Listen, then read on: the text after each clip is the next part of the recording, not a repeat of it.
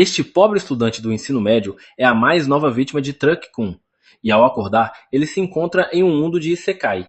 O que ele ainda não sabe é que possui uma característica oculta que o torna imortal. A história começa em um mundo medieval, onde Ryo, o colegial, está deitado dentro de uma cabana vazia. Não há móveis ali, exceto por 2 livros e uma faca em cima da mesa. Ele se levanta, ignora os objetos e sai para respirar um pouco de ar fresco. Ao seu redor, tudo que vê são montanhas altas por todos os lados. Observa suas próprias mãos e recita o feitiço Água, apareça, fazendo com que uma pequena quantidade de água surja magicamente e respingue em sua palma. Tudo isso começou há alguns dias, quando Ryo se viu de repente num vazio branco. Enquanto tentava entender onde estava, um anjo apareceu, lendo seus pensamentos e assegurou que aquele lugar não era o pós-vida. O anjo se mostrou feliz por finalmente receber uma visita após tanto tempo, mas também triste ao informar que Ryo havia morrido em seu mundo original ao ser atropelado por Truck-kun. Ryo, já consciente de sua morte, rapidamente concluiu que seria reencarnado e perguntou ao anjo, a quem ele decidiu chamar de Miguel, o que deveria fazer em sua próxima vida. Miguel apenas o aconselhou a viver como quiser. Ryo, então, expressa seu desejo de ter uma vida lenta e entediante. Após receber a bênção de Miguel, ele se prepara para ser reencarnado no mundo mágico conhecido como Fi. Antes de deixar-no partir, Miguel explica algumas coisas sobre esse novo mundo. Segundo ele, apenas 20% da população de Fi consegue usar magia. No caso de Ryo, ele também poderá usá-la, sendo mais compatível com o elemento água, justamente por ter pedido uma vida pacata. Miguel o transporta até a floresta de Rondo, onde ele viverá sozinho em uma pequena cabana. O anjo já havia preparado 2 meses de comida armazenados numa casa de gelo próxima. Dentro da cabana, Miguel deixou 2 livros, um sobre o mundo e outro sobre magia. Só depois de ler os livros é que Ryo aprende a invocar água do nada. Por ora, ele não precisa se preocupar com os monstros da floresta, pois Miguel ergueu uma barreira mágica ao redor da casa.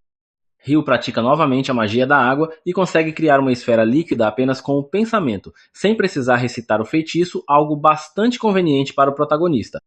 Com essa habilidade, enche a banheira com água fresca, embora tecnicamente a água tenha saído de dentro dele, o que parece um pouco nojento. A água está gelada, então ele precisa descobrir um jeito de aquecê-la. Tenta acender fogo usando a técnica mais primitiva e ineficiente que conhece, mas após várias tentativas frustradas, desiste e pensa em resolver isso com magia. Ele aplica os conhecimentos de química de sua vida anterior para separar hidrogênio do oxigênio, o que faz com que a água se cristalize e se transforme em gelo. Com esse gelo, ele consegue concentrar os raios solares como uma lente de aumento, e assim, finalmente gera fogo. Com isso, Ryo aquece a água e toma um longo e relaxante banho. Durante o banho, ele clareia seus pensamentos e percebe que poderia simplesmente gerar água quente usando magia, aplicando o processo inverso ao que utilizou para formar o gelo, mas isso fica para depois. Por enquanto, ele vai jantar. Enquanto come, se dá conta de que precisará caçar em breve, já que os estoques de comida acabarão. Porém, hesita, pois sabe que, ao sair na floresta, encontrará monstros que não poderá derrotar com a pequena faca deixada por Miguel. Isso significa que agora ele precisa aprender magias ofensivas. No dia seguinte, Ryo começa a trabalhar em seu primeiro feitiço de ataque, a esfera de água. No entanto, ela não causa nenhum dano à árvore que serve como alvo. Então, modifica o feitiço, estreitando a esfera até que fique com o tamanho de uma flecha. Após horas de prática, consegue desbloquear uma forma básica do feitiço jato d'água que, para ser justo, ainda assim não causa danos à árvore. No dia seguinte, decide aprimorar sua magia de gelo, já que a de água não mostrou eficácia em combate. Ele tenta criar um cristal de gelo com cuidado, mas não consegue levitá-lo, já que projetar gelo é bem mais difícil que manipular água. Mesmo assim, após várias horas de treino, Ryo finalmente consegue invocar diversos cristais ao mesmo tempo, mas ainda é incapaz de lançá-los como projéteis contra a árvore. Depois de vários dias de tentativa e erro, ele domina a habilidade de formar cristais de gelo instantaneamente, embora ainda sem força suficiente para usá-los ofensivamente. Ainda assim, como o tempo está se esgotando, Ryo decide improvisar, usa o cristal de gelo como ponta de lança e parte para a floresta. Perto da margem de um rio, encontra Quartz, o que o deixa aliviado, pois agora poderá gerar fogo mesmo que acabe com toda a sua mana. Ele segue para coletar algumas ervas medicinais, mas logo é atacado por um monstro chamado Javali Inferior, que o vê como uma presa fácil. O Javali investe diretamente contra ele, e Ryo, paralisado pelo medo, não consegue mover os pés, quase encerrando ali mesmo sua curta jornada no mundo de Fi. Mas, no último segundo, o pensamento de morrer novamente dá forças a Ryu para saltar e escapar. Dessa vez, ele usa a magia a seu favor, tornando o chão escorregadio ao transformá-lo em gelo, fazendo com que o javali derrape e perca o equilíbrio. Rapidamente, Ryu cria diversos espinhos de gelo diante do animal, que acaba sendo perfurado até a morte. O ditado "em tempos desesperados, medidas desesperadas" se aplica perfeitamente a ele, já que consegue lançar magia de água no calor do momento. Foi uma tentativa admirável, mas ele ainda está longe de ser realmente bom. De volta à cabana, ele pega o compêndio de monstros e começa a estudar. Não demora para descobrir que os javalis inferiores são os mais fracos de todos os monstros. Isso o faz repensar o que poderá encontrar lá fora, pois talvez sua vida pacata não seja tão pacata assim. Ele continua lendo o livro e chega à página sobre dragões. A única coisa que o livro informa é que, se encontrar um, deve correr. Não que isso vá salvar, ele provavelmente morrerá de qualquer forma, mas ainda assim deve tentar. A página seguinte fala de um monstro chamado Akuna, para esse nem correr adianta. Só resta rezar para nunca cruzar com um. O livro não oferece muito consolo, mas ele segue estudando. Esperava-se que ele estivesse desmotivado após seu primeiro encontro com um monstro, mas um garoto não pode ficar preso dentro de casa para sempre. Assim, no dia seguinte, ele se prepara e sai novamente. O dia começa bem, ele encontra uma árvore com frutas. Ao dar a primeira mordida, sente que todo o estresse do dia anterior valeu a pena. O sabor é maravilhoso. No entanto, o alívio dura pouco, pois um falcão assassino surge do nada e o derruba no chão. Imediatamente, ele percebe que o pássaro é mais forte do que ele e não há chance de vencê-lo. O falcão utiliza a magia do ar invisível, contra a qual ele não tem como lutar. Ryu se lembra do conselho do livro e começa a correr, mas como alguém pode fugir de um pássaro? Ao perceber que está encurralado, decide parar e lutar. Usa sua magia de gelo para prender o falcão. Quando acredita que a criatura está morta, aproxima-se, mas o pássaro quebra o gelo e se liberta, embora com um dos olhos ferido. Percebendo que Ryu está mais forte do que antes, o falcão decide recuar. Ryu desaba no chão, aliviado, e reclama que aquela vida tranquila que pediu não tem nada de pacífica. Quando tenta voltar para casa, percebe que está perdido após correr tanto durante o ataque. Enquanto tenta se localizar pela floresta, algo o assusta. Ele vê um Dullahan, uma criatura sem cabeça, com fumaça saindo do pescoço, cuidando de seu cavalo. De algum modo, ele consegue encontrar o caminho de volta. Com o passar do tempo, continua treinando. Combate vários monstros, pesca, aprimora sua magia de gelo até o ponto em que ela pode cortar uma montanha. Ele continua se fortalecendo e nesse ponto já está se adaptando à sua nova vida. Mas, todas as noites volta ao lugar onde viu o Dullahan para enfrentá-lo. Não porque queira vencer, mas talvez porque sinta que esses combates o fortalecem. Ele não sabe muito sobre Dullahans, já que não há nada sobre eles no compêndio que possui. E isso leva a pensar que talvez o Dullahan não seja um monstro ou que pelo menos não esteja em um livro para iniciantes. Após mais uma luta fracassada, ele admite que continua voltando porque acredita que o Dullahan quer torná-lo mais forte. Ele observa o Dullahan forjando uma espada de gelo. A criatura aponta a espada em sua direção, e ele entende que aquilo é um presente. Aceita a arma e em seguida o Dullahan parte em paz. Os dias, ou talvez semanas seguintes, são tranquilos para Ryu, pelo menos até ele reencontrar o Falcão Vingativo. Em um dia aparentemente comum de treinamento, ele vê o pássaro diante de si. Percebe que está sem um olho e sabe na hora que é o mesmo falcão de antes. Contudo, agora a ave é negra, além de muito maior. Ela evoluiu. O falcão investe com tanta força que Ryu ergue uma parede de gelo com 5 camadas, mas a criatura a destrói com facilidade. Ele então ergue uma parede com 10 camadas, que também é destruída. Quando lança sua lança de gelo, o falcão voa direto por ela e continua o ataque. A vara de apoio que ele usava cai, e no calor do momento, Ryu empunha a espada que ganhou do Dullahan e ataca. A espada funciona. O falcão recua, mas logo volta a atacar com tudo. Ryu consegue perfurá-lo com a lâmina e a criatura cai. Ele se aproxima e reconhece a determinação do inimigo. Afinal, foi ele quem tirou o olho do pássaro novamente, e sabe que o falcão evoluiu só para poder enfrentá-lo. Ele admite que graças a esse combate também se tornou mais forte. Em respeito, permite que a criatura morra por sua mão. Retira a espada do corpo do falcão, que finalmente morre. Ele continua sua jornada, completamente alheio ao fato de que um dragão está por perto. De repente, o dragão se aproxima e começa a falar com ele. Ryu fica chocado ao perceber que consegue ouvir a voz de um dragão. O dragão, por sua vez, se mostra aliviado por poder usar sua telepatia novamente. Ele pergunta a Ryu se viu um falcão evoluído, e Ryu responde que o matou. O dragão se surpreende e questiona como um simples humano poderia ter poder suficiente para realizar tal feito. Em resposta, Ryu mostra a ele a espada que ganhou do Dullahan.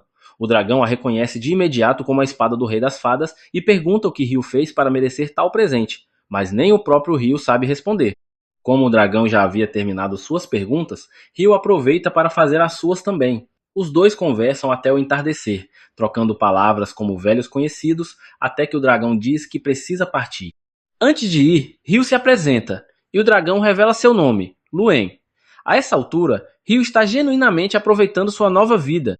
Está tudo indo tão bem que até o anjo responsável por sua reencarnação decide verificar novamente sua ficha espiritual. Ao fazer isso, percebe que deixou passar algo importante. Ryu possui uma habilidade oculta que ele não havia notado antes. Simplesmente porque a última alma que ele enviou para aquele mundo não possuía essa característica. Trata-se do poder da juventude eterna. Isso mesmo, Ryu não envelhecerá jamais. Mas o que ele fará com essa dádiva? E o que isso significará para sua existência dali em diante? Enquanto essas perguntas ficam no ar, à beira de um rio, um garoto estranho com cabelos vermelhos está deitado na areia. Quem será ele?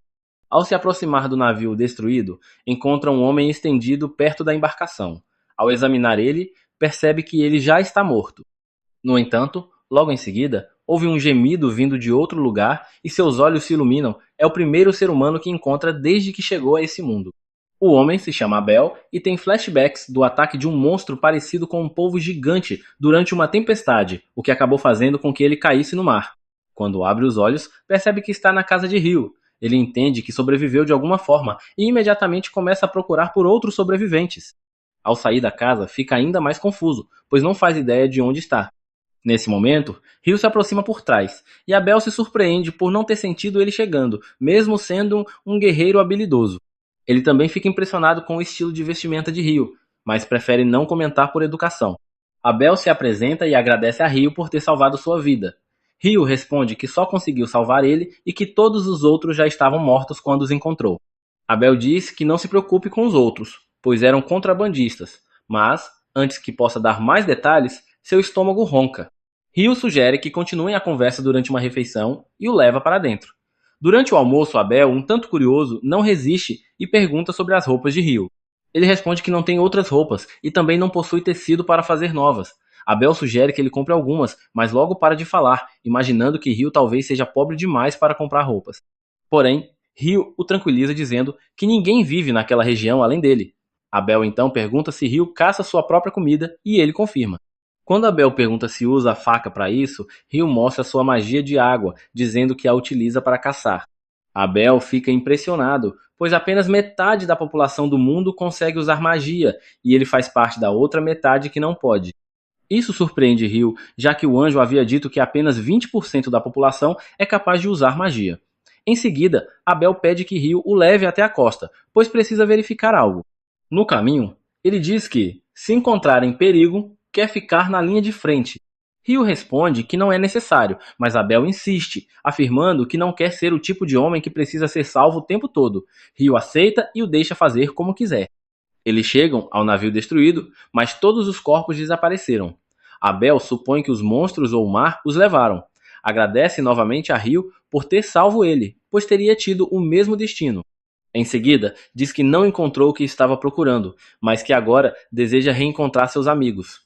No entanto, a tempestade arrastou o navio para o sul e ele não tem ideia de qual direção seguir. Então, tem uma ideia repentina e pergunta a Ryu se gostaria de acompanhar ele. Ryu fica surpreso com o convite, e Abel diz que poderia ajudar ele a encontrar o caminho de volta e, em troca, conseguiria um trabalho para ele na cidade que o permitiria viver em melhores condições. Ryu pensa sobre a proposta por um tempo e decide tornar-se o guia de Abel até a cidade. Naquela noite, ele olha para o jardim que cultivou com tanto esforço e sente tristeza por deixar ele para trás. Antes de dormir, diz Abel que vai sair para se despedir de alguém. O cavaleiro fica curioso, mas decide não insistir. Enquanto isso, Ryu vai até o lago onde vive o Cavaleiro Sem Cabeça para informar que deixará a floresta por um bom tempo. Agradece por ter lo ensinado a lutar e saca sua faca, dizendo que lutará com tudo naquela noite. O cavaleiro também saca sua espada e então Ryu avança com golpes intensos, empurrando-o para trás. Após uma longa e exaustiva batalha, Ryu fica completamente cansado e o cavaleiro retorna para o lago. Rio agradece mais uma vez e o cavaleiro permanece em silêncio. No entanto, quando chega ao seu lugar na água, ele se vira e invoca uma armadura mágica das profundezas como um presente de despedida. Rio fica emocionado com o gesto e agradece novamente antes de voltar para casa. Na manhã seguinte, Rio e Abel se preparam para partir em viagem, e Rio começa a se sentir nostálgico por deixar o lugar onde passou tanto tempo. Logo, encontra um javali selvagem na floresta, e Abel pede para cuidar dele. Ele avança com a espada em punho e usa uma habilidade de combate que transforma o animal em algo parecido com um donut. Rio fica maravilhado e pergunta: o que são habilidades de combate? Abel explica que são técnicas utilizadas por quem luta com armas. À noite, acampam em uma árvore oca e no dia seguinte continuam a jornada pela floresta. Durante o caminho, encontram alguns homens lagarto num pântano e Abel decide mudar a rota para evitar confronto, já que esses inimigos são bastante fortes. No entanto, Rio sente que estão sendo seguidos, mesmo depois de desviarem o caminho. Abel se prepara para lutar e Rio diz que há muitos inimigos, então ele usará magia também. Abel acha que Rio não conseguirá lutar sem seu cajado, mas fica chocado quando vê invocar 4 lanças de gelo e derrotar 4 homens lagarto de uma só vez. Após a luta, Abel pergunta sobre o feitiço usado. Rio responde que é apenas uma lança de gelo comum, mas Abel diz que seus amigos magos do vento só conseguem lançar um ataque por vez, enquanto ele lançou 4 de uma vez. Rio afirma que isso deve ser uma limitação da magia do vento, pois isso é normal na magia da água. Abel decide não pensar muito nisso e diz que devem continuar a jornada. Mas antes disso, Rio cria 2 copos de gelo e os enche com água invocada magicamente. Abel nota que Rio usou uma invocação diferente daquela que utilizara anteriormente e o confronta, mas Rio disfarça dizendo que provavelmente ele deve ter ouvido errado da última vez. Logo depois, Abel entrega uma moeda a Rio e este, animado, diz que é a primeira vez que vê dinheiro em sua vida. Abel fica completamente perplexo, já imaginava que Rio era pobre, mas não a ponto de nunca ter visto uma moeda. Então, decide explicar um pouco sobre o mundo para ele, começando pelas 3 principais nações das planícies centrais: o Reino de Knightley, o Império Deb e a Federação Randall. Rio imediatamente começa a debochar do nome do Império Deb, dizendo que é um nome ridículo, e enquanto continua criticando o nome, os dois chegam a uma clareira ampla. De repente, percebe uma pedra se movendo sozinha. Rio, por sua vez, conjura um escudo de água para bloquear as pedras que são arremessadas em sua direção. Eles haviam entrado em um ninho de golems de pedra. Rio questiona se golems não deveriam ter uma aparência mais humanoide, mas Abel prefere primeiro lidar com o perigo antes de responder. Ele corre até o golem mais próximo e abre um buraco no seu corpo com um golpe poderoso, mas a criatura logo se regenera e continua atacando. Abel recua, percebendo que os ataques físicos comuns não surtem efeito. Rio então tem uma ideia. Invoca um enorme bloco de gelo no ar e o derruba sobre os golems, esmagando-os completamente. Abel fica pasmo, pois nunca viu um feitiço assim antes, mas Rio usa o mesmo truque algumas vezes até eliminar todos os inimigos. Após a batalha, encontra um golem especial com uma grande pedra mágica em seu corpo, e Abel diz que ela deve valer bastante. Rio comenta que gostaria de extrair as pedras mágicas dos outros golems também, mas, como estão todos soterrados sob o gelo, ele não quer ter o trabalho de derreter tudo. Continuando a jornada, eles se deparam com uma criatura gigantesca, uma mistura de crocodilo e hipopótamo. Abel diz que é um behemoth, um monstro extremamente raro e poderoso que nunca viu em sua vida. Rio pergunta se devem caçar ele, mas Abel diz que isso seria impossível. Nesse momento, alguns wyverns surgem no céu, e Rio fica animado, pois espera presenciar uma batalha entre monstros. Logo, os wyverns começam a lançar pedras mágicas contra o Behemoth, mas este apenas ruge, anulando a magia e fazendo com que os wyverns caiam do céu. Rio comenta que provavelmente o Behemoth usou uma habilidade de anulação de magia. Mais tarde, durante o jantar, Abel pergunta a Rio mais detalhes sobre essa habilidade, pois ele só tinha ouvido falar de armadilhas mágicas em masmorras que podiam anular feitiços. Rio se empolga ao ouvir falar em masmorras, e Abel menciona que há uma na cidade de Lon, seu destino final. Rio fica irritado por não ter sido informado disso antes e pergunta se Abel está escondendo mais informações. Em resposta, Abel pergunta se ele pelo menos conhece anões e elfos, e Rio pede que lhe explique tudo. Dias depois, chegam a uma cordilheira, e Rio afirma que após cruzarem as montanhas, encontrarão uma vila humana. Abel pergunta como ele pode ter tanta certeza, e Rio pondera se deve contar que conheceu um dragão que lhe ensinou muito sobre o mundo. No fim, decide manter isso em segredo, dizendo que é um conhecimento além da compreensão humana. Pouco depois, ouvem um som estranho, e se preparam para lutar. Um monstro imenso, chamado Grifo, aparece voando no céu, e os dois entram em pânico. Abel começa a ter um ataque de ansiedade, mas Rio rapidamente resolve a situação jogando um pedaço de carne no ar. Abel o imita, e o Grifo engole os dois pedaços antes de voar para longe. Ambos respiram aliviados e reconhecem que teriam sido mortos rapidamente se tivessem tentado lutar. Continuando o caminho, Abel comenta que nenhum humano viu um behemoth ou um grifo nos últimos 100 anos, e que as altas montanhas provavelmente os impedem de alcançar os assentamentos humanos. Isso faz Rio se lembrar de que os wyverns que enfrentaram o behemoth vieram do norte, o que significa que o ninho deles está próximo. E ele estava certo, logo encontram alguns wyverns alimentando-se de uma criatura. Rio quer lutar, mas Abel avisa que seriam necessários ao menos 20 aventureiros experientes para enfrentar monstros daquele nível. Rio diz que será inevitável enfrentá-los algum dia e pergunta se Abel conseguiria vencê-los em combate corpo a corpo caso suas asas estivessem presas. Abel responde que sim, e Rio imediatamente sai da toca e começa a entoar uma falsa magia elaborada só para invocar 4 lanças de gelo que perfuram as asas dos wyverns. Abel aproveita para matá-los com precisão, mas então aparecem mais 2 wyverns. Rio os imobiliza novamente com lanças de gelo dessa vez, sem nem mesmo usar encantamento, e isso deixa Abel desconfiado. De qualquer forma, conseguem derrotar os wyverns e coletar suas pedras mágicas. Depois disso, seguem viagem para o norte. Mas é aí que o vídeo termina. Não se esqueça de curtir e se inscrever no canal. Rio e Abel continuaram sua jornada enquanto discutiam se deveriam ou não correr o risco de encontrar wyverns novamente. Enquanto Rio não se importava de lutar contra essas bestas monstruosas, Abel definitivamente não queria enfrentar um perigo desse nível. Ainda assim, ele ficou feliz que Rio tenha enfrentado os wyverns anteriormente, já que agora os dois tinham um saco cheio de pedras mágicas, que poderiam ser trocadas por uma boa quantia de dinheiro. Após atravessarem uma região ao norte, eles avistaram uma trilha estreita ao longe, o que indicava a proximidade de uma cidade se continuassem por aquele caminho.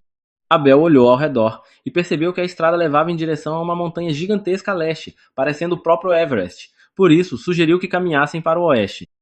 Apesar disso, Abel reconheceu as montanhas geladas ao leste, mas não compartilhou isso com Rio, apenas informou que seguindo por aquele caminho chegariam à cidade de Kiad. Rio se animou com a notícia e comentou o quanto estava desejando dormir em uma cama de verdade. Abel ficou surpreso ao perceber que Rio era do tipo que gostava de relaxar, já que sempre o imaginou como um homem das cavernas que só pensava em lutar contra monstros. De qualquer forma, ele começou a contar a Rio sobre o que ele deveria fazer ao chegar em Kiad, incluindo experimentar a culinária local, que segundo Abel era extremamente saborosa. Não demorou muito até que os dois amigos chegassem à cidade, e ao chegarem, entraram em um restaurante local para comer. Lá, Abel explicou para Rio como funcionavam as guildas de aventureiros e o aconselhou a se registrar, já que era muito forte. Segundo ele, a carteira da guilda também servia como um tipo de identidade, e com ela Rio poderia entrar em qualquer lugar do país sem pagar taxas. A ideia agradou Rio, especialmente porque, naquele dia, Abel teve que pagar uma moeda de prata aos guardas para que ele pudesse entrar. Abel ainda contou outra vantagem de se registrar na guilda: seria possível vender pedras mágicas e partes de monstros. No entanto, mencionou que para realmente aproveitar esse tipo de recurso, Rio precisaria ser um alquimista. Como um amante de química, Rio se interessou imediatamente por alquimia e começou a considerar seriamente se tornar um aventureiro. A garçonete serviu arroz com curry, e Rio ficou sinceramente surpreso ao descobrir que esse mundo também possuía pratos genéricos como os de sua vida anterior. Murmurou para si mesmo que em animes isekai genéricos, o protagonista geralmente sofre muito até conseguir recriar pratos do seu mundo de origem. E como o curry já existia no mundo de Fai, Rio considerou isso uma verdadeira bênção. Sem perder tempo, ele mergulhou na comida como um verdadeiro mukbanger, pedindo porções repetidas. Na manhã seguinte, ainda mencionava o quanto tinha amado o curry, deixando Abel curioso sobre o passado de Rio, achando que ele nunca tinha comido algo realmente decente. Já que Abel não havia mencionado nada sobre o curry da cidade, Rio brincou dizendo que talvez ele estivesse escondendo outros segredos suculentos, o que pegou Abel de surpresa, talvez indicando que ele realmente escondia algo. Eles retomaram a jornada, atravessando pradarias e campos cultivados, até finalmente alcançarem a cidade de Lon. Ao se aproximarem do portão de entrada, o guarda local reconheceu Abel e ficou chocado em ver ele, pois havia notícias de que ele estava desaparecido. Sem tempo para longas explicações, Abel apenas disse ao guarda que o homem que o acompanhava havia salvado sua vida. O guarda agradeceu a Rio com entusiasmo e apertou sua mão calorosamente. Como Rio ainda não era um aventureiro registrado, ele precisou pagar a taxa de entrada. Mais uma vez, Abel pagou uma moeda de prata em seu lugar. O guarda então deu as boas-vindas de volta a Abel e perguntou o que ele pretendia fazer a seguir. Enquanto observava a conversa, Rio percebeu que Abel devia ser bem famoso e querido na cidade. Em seguida, os dois seguiram para a guilda de aventureiros. Durante o caminho, Abel explicou que normalmente, ao se registrar, um aventureiro começava no rank F. No entanto, como ele era um veterano, poderia servir como referência para Rio, permitindo que ele começasse já no rank E ou até D. As regras de classificação seguiam a lógica comum: quanto maior o rank, mais difíceis seriam as missões disponíveis. Apesar disso, Abel achava que Rio nem precisaria aceitar missões, já que ficaria rico apenas vendendo todas as pedras mágicas que tinham. A quantidade era tão grande que, se vendessem tudo de uma vez, poderiam até colapsar o mercado.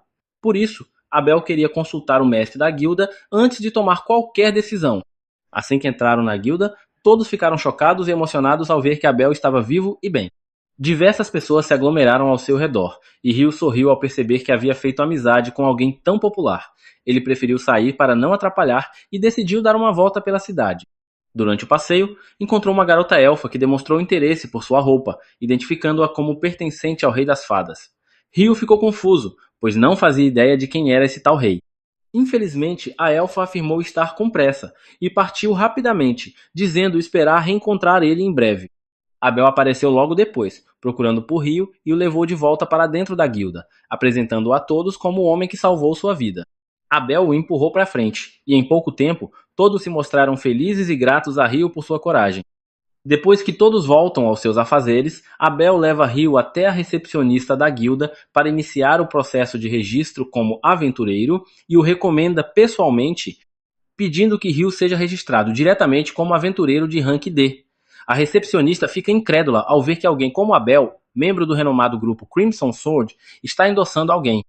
Ela revela que é a primeira vez que um membro desse grupo faz tal coisa, o que significa que Rio deve ser alguém realmente especial. Mesmo assim, ela aprova o pedido, mas explica que Rio ainda precisará passar por uma avaliação física obrigatória. Enquanto isso, Abel expressa que precisa conversar com o mestre da guilda. Logo, o dramático mestre da guilda, Hugh, aparece correndo assim que ouve que Abel retornou. Abel então o apresenta a Rio e diz que quer que ele faça o exame de promoção de rank. Rio responde que, para isso, será necessário testar a força de Rio. Mas Abel diz que Rio é mais forte do que ele, o que o mestre da guilda acha difícil de acreditar. Para provar seu ponto, Abel mostra a Rio todas as pedras mágicas que eles coletaram dos Wyverns, e Rio fica completamente em choque. Ele diz que a quantidade de pedras mágicas indica que eles caçaram Wyverns suficientes para destruir um país inteiro. Abel tranquiliza dizendo que não há motivo para se preocupar com o ataque de monstros, pois caçaram os Wyverns ao sul das Montanhas Maléficas. Rio então pergunta se o nome da montanha tem algum significado, e Rio responde que nunca ouviu falar de alguém que tenha atravessado essas montanhas em segurança. Elas são tão perigosas que nem mesmo os aventureiros de ranking mais alto se atrevem a ir até lá sem uma razão muito forte. Rio fica pasmo ao saber que Rio e Abel foram os primeiros a realizar esse feito, e imediatamente concorda em aumentar o rank de Rio sem a necessidade de exame. Nesse momento, o grupo de Abel invade a sala, visivelmente emocionado por rever seu companheiro, acreditando que nunca mais o veriam. O mestre da guilda decide deixá-los à vontade para se atualizarem, enquanto leva Rio para fora a fim de fazer seu registro. Rio o acompanha e Abel pede que espere na recepção depois, pois quer levá-lo a um lugar especial. Rio conduz Rio até seu escritório, explicando que o grupo de Abel, a Espada Carmesim, é um dos mais fortes e populares da guilda. Rio não parece surpreso, mas questiona se realmente merece começar diretamente como um aventureiro de rank D. Rio, então, responde que conhece bem o talento de Abel, mas sabe que ele não conseguiria derrotar um Wyvern sozinho. Isso faz acreditar que Rio teve um papel essencial na luta, o que justifica seu rank inicial. Logo em seguida, a recepcionista chega ao escritório com o equipamento necessário para registrar formalmente Rio como aventureiro, e Rio deixa essa parte com ela, pois está sobrecarregado com papelada. A recepcionista, chamada Nena, se apresenta e inicia a entrevista básica. Ela informa que Rio poderá ficar nas acomodações da guilda por 300 dias após o registro, mas depois terá que encontrar outro lugar para viver. Em seguida, ela comenta sobre o curso de exploração de masmorras oferecido pela guilda para novatos como ele. Rio imediatamente expressa interesse em participar, e Nena marca a aula para dali a 2 dias. às 9 da manhã. Rio fica chocado ao descobrir que existem relógios nesse mundo. A recepcionista então dá prosseguimento ao processo de registro e pede que Rio coloque a mão sobre um dispositivo de cristal. Assim que Rio toca o cristal, ele escaneia seus dados biométricos e os transfere para uma placa de metal no topo do dispositivo, transformando-a em seu cartão da guilda. Nená o parabeniza por estar oficialmente registrado. Após isso, eles deixam o escritório e logo depois Abel leva Rio para um passeio pela cidade. Ele diz que quer comprar roupas e um cajado como pagamento por ter Lu escoltado até ali. Rio agradece pelas roupas, mas fica curioso quanto ao cajado. Abel explica que todos os magos precisam de um, mas Rio responde que consegue usar magia perfeitamente sem ferramentas. Além disso, ele também luta com espada no corpo a corpo, então um cajado não seria útil para ele. Abel fica surpreso, ainda mais quando Rio revela que a pequena faca que carrega é na verdade sua espada.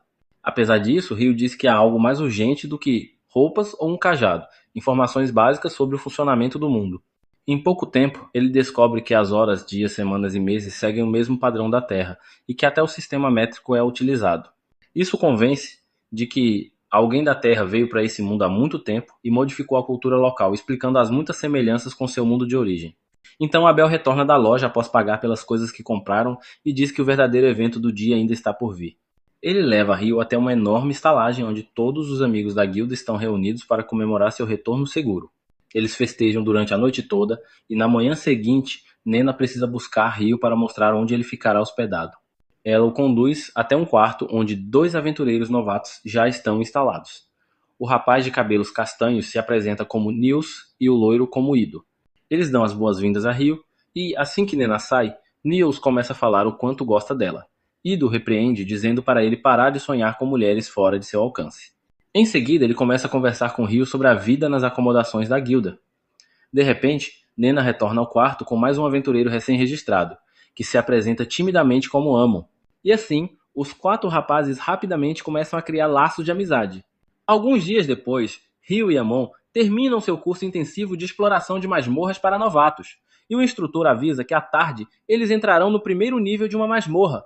Amon está visivelmente tenso com a ideia, mas Rio tenta acalmar ele, dizendo que se ele se deixar levar pelo nervosismo agora, estará exausto quando realmente precisarem de energia. O instrutor então pergunta se alguém tem dúvidas, e Rio levanta uma questão sobre a possibilidade de viajar instantaneamente para os andares já conquistados.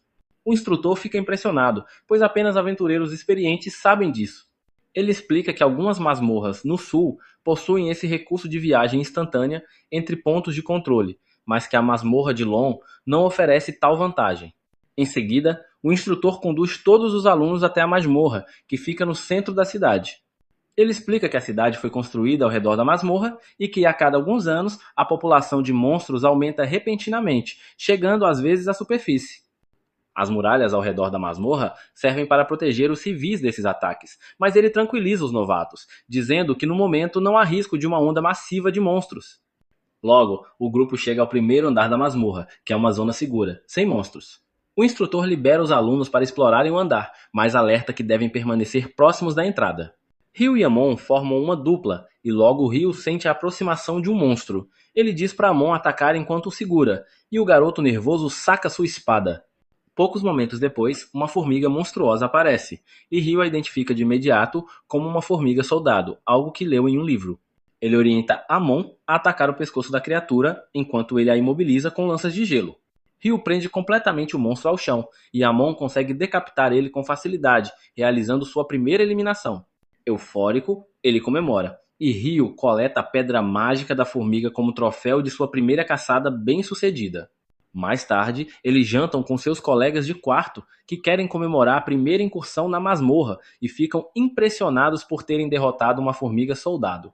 Amon admite que só deu o golpe final e que Rio foi quem realmente conteve o monstro. Em seguida, ele diz que quer voltar à masmorra no dia seguinte, mas teme ir sozinho. Rio se oferece para acompanhar ele, dizendo que também está interessado em investigar mais, especialmente porque achou estranho encontrar um monstro no primeiro andar, quando o instrutor garantiu que não haveria nenhum. Ido comenta que também ouviu rumores sobre formiga e soldado aparecendo nos andares superiores ultimamente, o que deixa os garotos intrigados com a causa disso. Nesse momento, Abel aparece e explica que essas formigas conseguem cavar até os andares superiores. Os garotos ficam em choque por verem de perto o aventureiro mais famoso da cidade. Rio, como sempre, permanece direto com seu amigo e Abel pede aos garotos que cuidem dele, já que não possui muito bom senso. De repente, Mil se levanta em posição de respeito e se apresenta a Abel, dizendo que ele é seu ídolo e que um dia quer ser um aventureiro famoso como ele. Ele pede para apertar sua mão e Abel aceita, aconselhando-o a se esforçar, mas sempre priorizando a própria sobrevivência. Rio então pergunta o que Abel está fazendo ali tão tarde, e ele responde que acabou de voltar de uma missão. Nesse instante, seu grupo aparece e as garotas estão furiosas por ele ter vindo ali antes de reportar ao mestre da guilda. Ele diz que apenas estava ajudando alguns novatos que precisavam de orientação, mas Lin, com desprezo, manda Owen, o filho perdido de Shek, carregar ele embora. O grandalhão joga Bel nas costas enquanto ele grita feito uma criança. Lin então começa a encarar Rio com olhos invejosos, o que o deixa desconfortável, e ele pergunta o que ela quer. Mas a sacerdotisa Leia intervém, mandando Lin parar com isso, e pede desculpas a Rio pelo transtorno. Quando se afastam, Ido e Nils começam a agir como fãs, comentando sobre o grupo, mas Rio não entende o que eles acham tão impressionante naquele bando de idiotas. Enquanto isso, Ria diz a Lin que não foi legal ficar encarando Rio, mas ela responde que só estava curiosa, pois Abel sempre fala muito sobre as habilidades mágicas dele. Ria admite que também está curiosa, mas Abel garante que logo todos verão do que Rio realmente é capaz. No dia seguinte, Rio e Amon retornam à masmorra e dessa vez enfrentam alguns cães monstruosos. Enquanto Rio os mantém imobilizados com lanças de gelo, Amon mostra ser um espadachim razoável e consegue derrotar alguns deles. Durante a pausa após o combate, Rio comenta que o estilo de luta com espada de Amon o lembra Abel. Amon explica que foi treinado por um velho chamado Kiro, que havia aprendido a lutar numa grande escola da capital. Rio supõe que Abel também tenha aprendido naquela mesma escola e enxerga um grande potencial em Amon para se tornar ainda mais forte. Amon fica impressionado com o conhecimento de Rio sobre combate com espadas, mesmo ele sendo um mago. Rio revela que teve um mentor, mas desenvolveu seu próprio estilo de espada. Ele comenta que o estilo de Amon é exaustivo, porém seguro, e que ele só precisa melhorar sua resistência. Conta também que Abel costumava praticar sua forma de espada logo ao acordar durante as viagens, demonstrando que até os mais talentosos precisam se esforçar. Amon se sente motivado com isso e decide treinar mais para se tornar mais forte, o que deixa Rio satisfeito. No dia seguinte, Rio visita a biblioteca da cidade e se surpreende com o tamanho do lugar. Ele pede à bibliotecária que o leve até a seção de alquimia, e ela o conduz até a parte destinada aos iniciantes. No entanto, há tantas opções que ele fica sobrecarregado e decide dar uma pausa lá fora. De repente, a cidade escurece devido a um eclipse solar total, e Rio observa o fenômeno diretamente, sem proteção nos olhos, como seu tio que acabou cego. Um segundo depois, ele percebe que algo está errado. Todas as pessoas ao redor desapareceram, e até a atmosfera está diferente. De repente, sente um ataque vindo por trás e reage a tempo, bloqueando uma poderosa rajada de fogo com uma parede de gelo.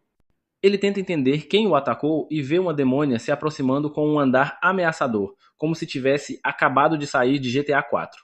Ela parece se divertir ao ver um humano em seu espaço e decide se entreter derrotando-o. Rio entende que está diante de um demônio e tem certeza de que essa é a criatura mais poderosa que já viu nesse mundo. Ele pensa em fugir, mas sente que, não importa o que tente, não conseguirá escapar daquele espaço estranho, então decide lutar. Ele imediatamente invoca dezenas de escudos de gelo antes que a demônia ataque, bloqueando sua tempestade de fogo. A inimiga muda de tática abruptamente e dispara um projétil invisível de vento que perfura os escudos, mas é detido pela armadura de Rio. A demônia se surpreende com o fato de uma armadura humana conseguir bloquear seu ataque, até perceber que ele está vestindo o manto do Rei das Fadas. Isso a faz entender que ele é um mago poderoso, digno de respeito, então decide usar sua espada ao invés de magia. Rio também saca sua espada de gelo e bloqueia o golpe. Ele mantém uma postura defensiva enquanto a demônia o pressiona, movendo-se com muito mais velocidade do que ele consegue acompanhar. Por pouco ele desvia de um golpe fatal no rosto. Então, decide contra-atacar, disparando centenas de lanças de gelo, mas a demônia desvia de todas, distraída e sem perceber que o eclipse está prestes a terminar. Rio percebe que ela está usando magia de vento para aumentar sua velocidade e, no momento em que ela salta para aplicar o golpe final, ele consegue bloquear com facilidade. Apesar da velocidade, os golpes dela são inferiores aos do cavaleiro sem cabeça que o treinou. A demônia fica surpresa com a habilidade dele e pergunta quem ele é, já que possui tanto o manto quanto a espada do Rei das Fadas. Ela cria uma bola de fogo para atacar ele, mas Ryo a cancela imediatamente com uma lança de gelo. Irritada, ela decide matar ele de vez, percebendo que ele pode se tornar um problema se a luta se prolongar. Ela parte para ataques mais ferozes, mas Ryo se defende com confiança. Em certo momento, ele encontra uma brecha e contra-ataca, fazendo com que a demônia perca o equilíbrio. Era o momento que Ryo esperava. Ele lança uma nova rajada de lanças de gelo. A demônia cria uma parede de fogo para se proteger, mas quando a intensidade dos ataques aumenta, ela ergue muralhas de pedra ao seu redor. Ryo muda a estratégia, utilizando jatos de água de alta pressão para atravessar a pedra e ferir a demônia. Ela se surpreende ao perceber que os ataques causaram danos, mas felizmente para ela, Ryo estava atacando às cegas por causa da fumaça. Decidido a encerrar a luta, ele avança para dar o golpe final, mas a demônia salta em sua direção e bloqueia o ataque. No confronto aéreo, Ryo percebe que os ferimentos dela estão se curando rapidamente. Essa distração permite que ela o arremesse contra um prédio.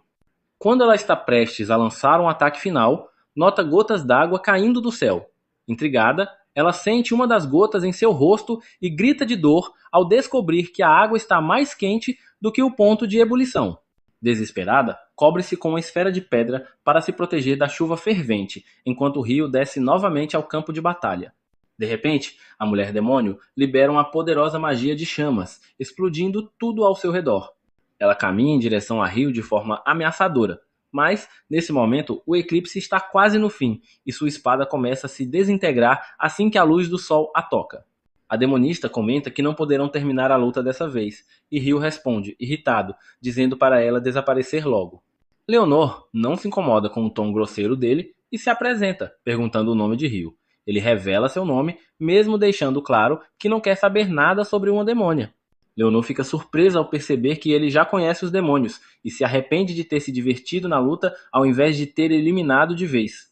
Ela então afirma que eles ainda lutarão novamente no futuro, mas que é possível que outro demônio o encontre antes disso. Diz a ele para não morrer por ninguém, pois da próxima vez ela será muito mais forte e terminará o trabalho com as próprias mãos. Ryo fica chocado com a declaração, mas logo o eclipse termina e tudo volta ao normal, sem deixar vestígios do combate que acabara de acontecer. Sentindo-se estranho e perturbado, Ryo decide comprar alguns livros e depois descansar. Ele vai primeiro ao banco para sacar o dinheiro que conseguiu vendendo as pedras mágicas do Ivan e depois passa no dormitório para ver os amigos. Ao notar que eles não estão no quarto, se prepara para sair, mas acaba encontrando-os sendo intimidados por outros aventureiros. Mills e Ido acusam Ryo de covarde por ter atacado os valentões enquanto estavam feridos, mas o líder do grupo, Dan, rebate dizendo que monstros fazem emboscadas do mesmo jeito na masmorra e que eles morrerão se não aprenderem a lidar com isso. Subitamente, os capangas de Dan são nocauteados, porque Ryo os atacou por trás. Ele então concorda com Dan, dizendo que ele está certo, mas que deveria ouvir os próprios conselhos de vez em quando. Em seguida, pergunta se Dan está pronto para correr agora que seus amigos caíram. Dan tenta acertar ele com um soco, mas Ryo desvia facilmente e acerta o estômago do rapaz com o cabo da espada, fazendo-o vomitar o café da manhã. Depois disso, Ryo vai curar os amigos, dizendo que eles precisam melhorar a resistência para que nenhum idiota consiga pegar, nos desprevenidos de novo. Mas antes disso, recomenda que todos descansem e se recuperem. Eles seguem para o banho público, onde o sacerdote Ido cura o ferimento que Ryo recebeu da bala de vento. Todos ficam curiosos sobre quem teria conseguido ferir alguém tão forte como ele, mas Ryo decide não contar nada sobre a demônia por enquanto, pois o mais importante naquele momento era relaxar. E é aí que o vídeo termina.